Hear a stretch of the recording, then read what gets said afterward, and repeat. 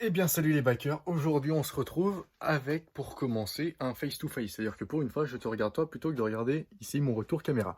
Donc c'est déjà un bon début.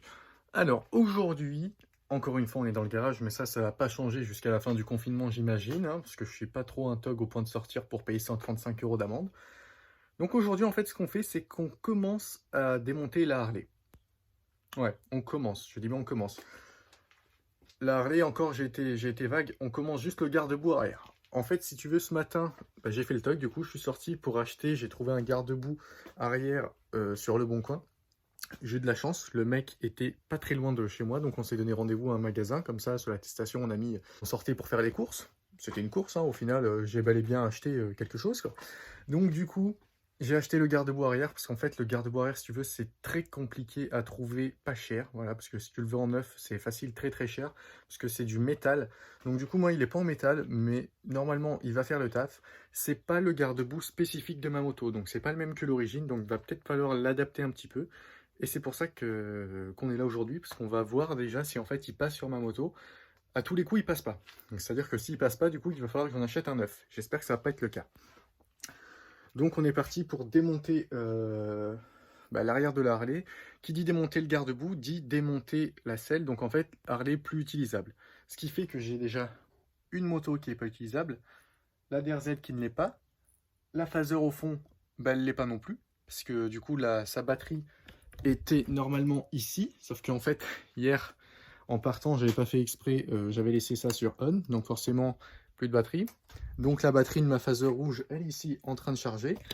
Donc du coup, en fait, ce qui fait que là, malgré le fait qu'il y ait 1, 2, 3, 4, 5 motos dans le garage, dès que je vais commencer à démonter l'arrêt, il n'y en aura plus qu'une seule en état de marche. C'est-à-dire que si je dois sortir, je peux juste prendre la Super Soco.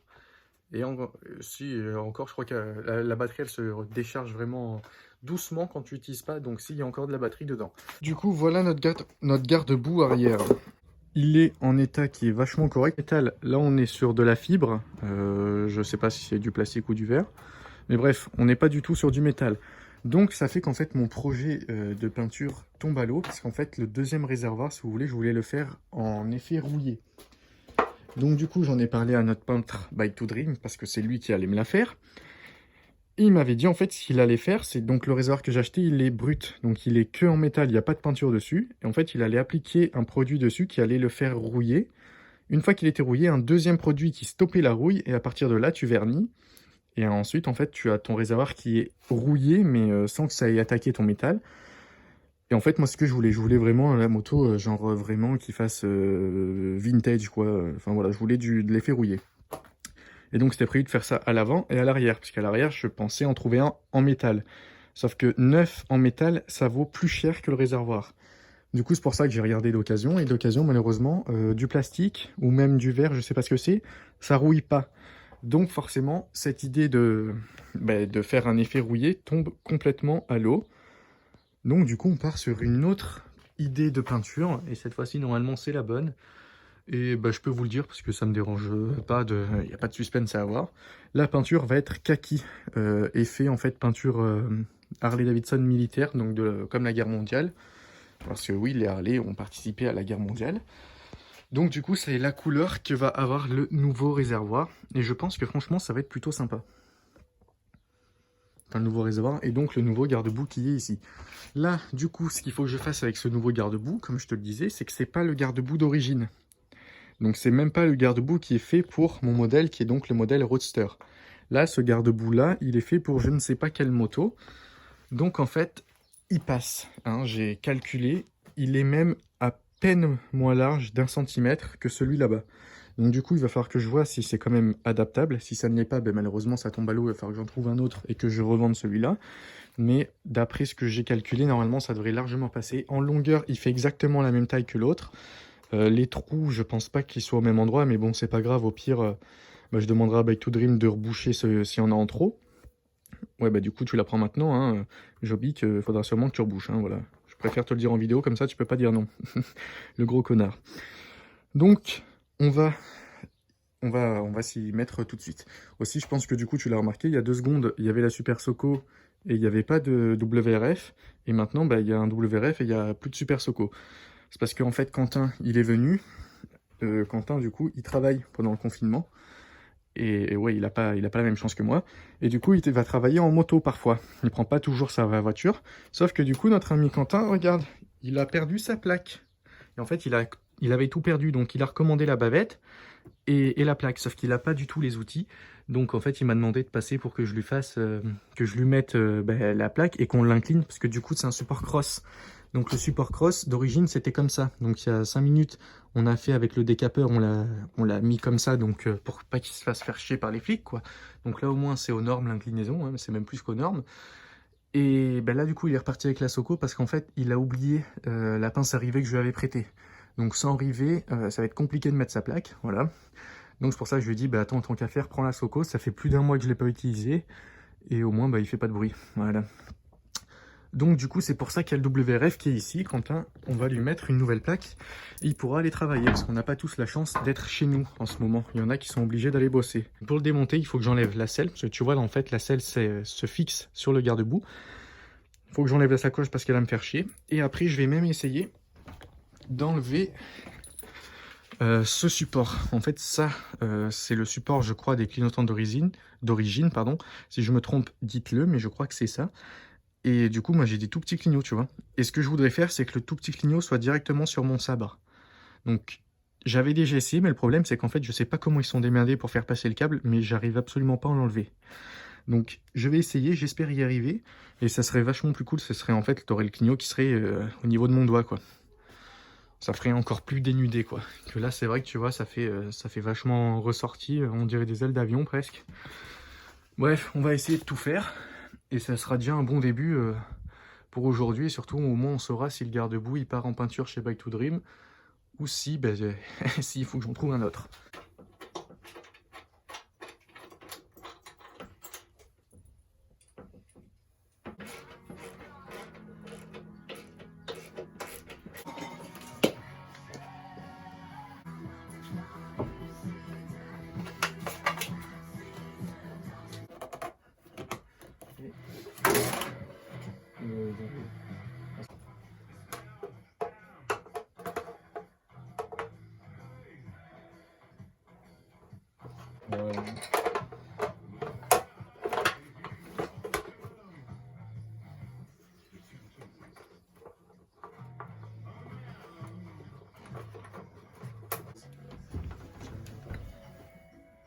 Je sais pas ce que c'est. De quoi? Le logiciel. iMovie.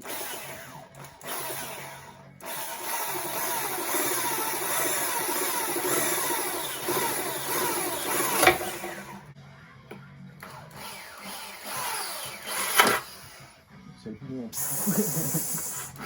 Le prix du pneu.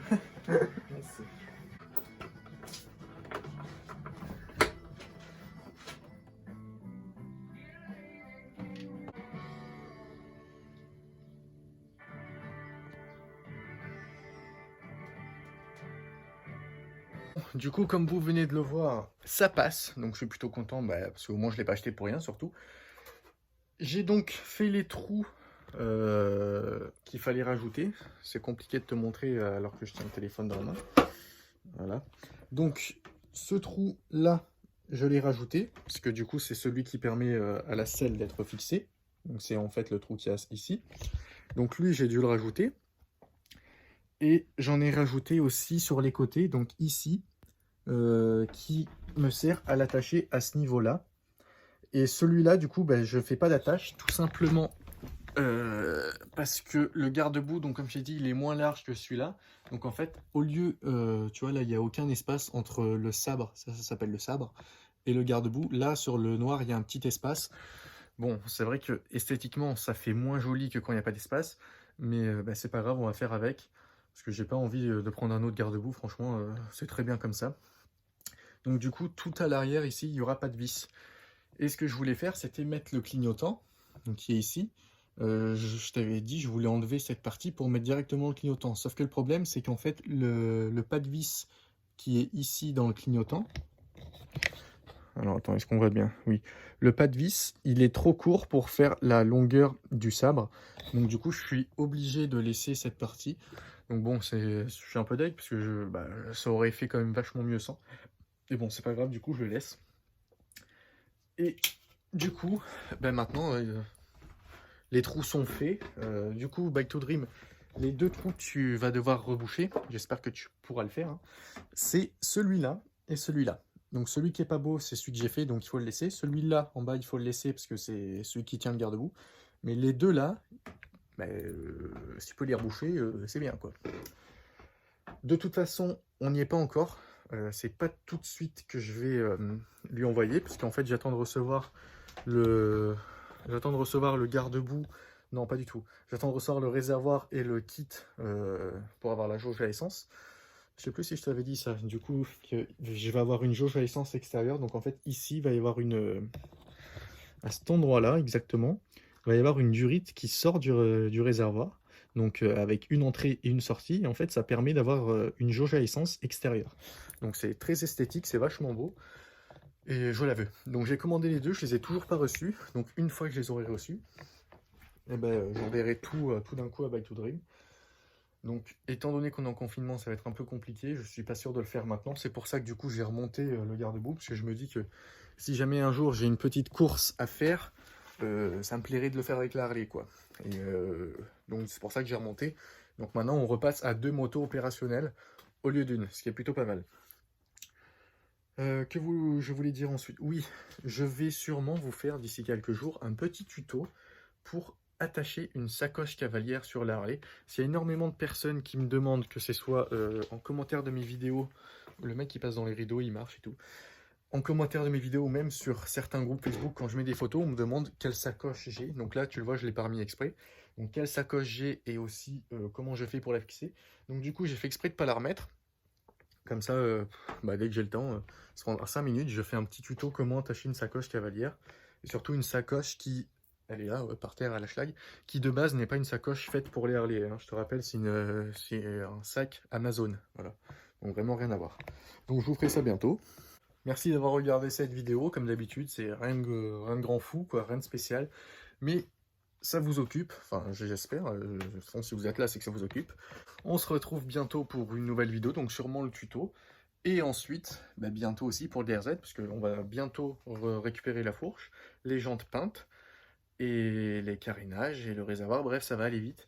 Donc à bientôt pour une nouvelle vidéo, d'ici là portez-vous bien. La bise des bikers.